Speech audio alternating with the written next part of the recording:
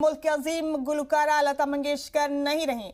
मुंबई के breach candy अस्पताल में लता मंगेशकर का इंतकाल हो गया। 92 साल की उम्र में लता मंगेशकर ने आखिरी सांस ली। ये बड़ा अपडेट आपको इस वक्त का दे रहे हैं। 92 साल की अजीम गुलकारा लता मंगेशकर हमारे बीच नहीं रही।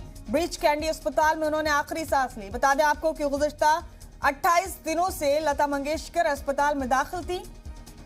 कोरोना पॉजिटिव होने के बाद उन्हें अस्पताल में दाखिल किया गया था। बीच में उनकी तबीयत सुधरी थी, उनको वेंटिलेटर से हटा दिया गया था और 2 रोज से फिर वेंटिलेटर पर थी।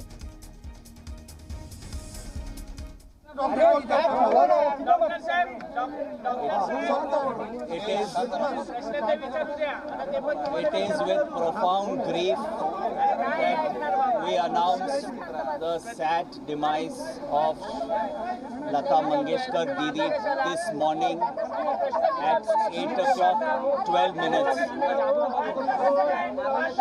She has died because of multi-organ failure after more than 28 days of hospitalization post her COVID.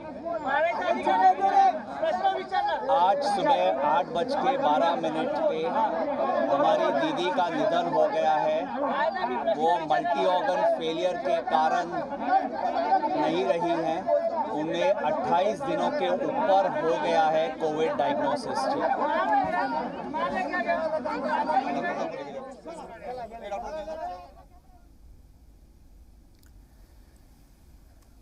मुल्क की अजीम गुलकारा लता मंगेशकर नहीं रही। 92 साल की उम्र में उन्होंने आखिरी सांस ली। मुंबई के ब्रीच कैंडी अस्पताल में दाखिल थी लता मंगेशकर और अपनी बेहतरीन सिंगिंग से हजारों लाखों गानों की सौगात उन्होंने दी। मुल्क का नाम पूरी दुनिया में रोशन किया।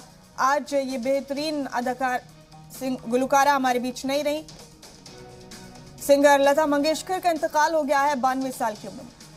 बता दें आपको कि महज 15 साल की उम्र में उन्होंने अपने सिंगिंग करियर का आगाज किया था और बेहतरीन गाने मुल्क को वक्त किए।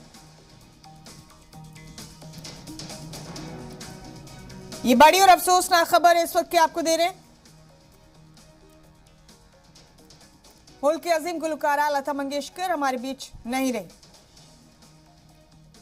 2 रोज से उनकी तबीयत ज्यादा नासाज थी और मुल्क के तमाम आला शख्सियात ने उनकी सेहतयाबी के लिए दुआ की थी।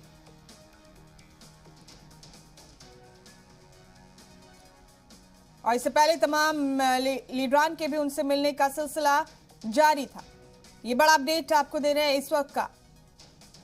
डॉक्टर्स ने भी हेल्थ बुलेटिन रिलीज करके कहा था कि वो ट्रीटमेंट पर रिएक्ट कर रही हैं, लेकिन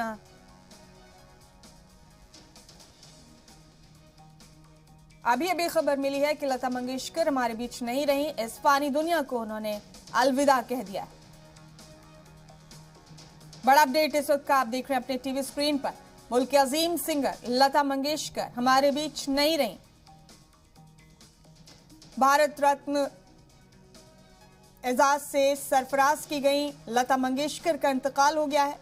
कोरोना और निमोनिया होने के बाद उन्हें करीब 28 दिन पहले मुंबई के ब्रीच कैंडी अस्पताल में दाखिल कराया गया था। स्वर कोकिला के नाम से उन्हें पूरी जिंदगी जाना गया। उन्होंने हिंदुस्तान के बाहर हिंदुस्तान को एक अजीम शनाख्त दिलवाई।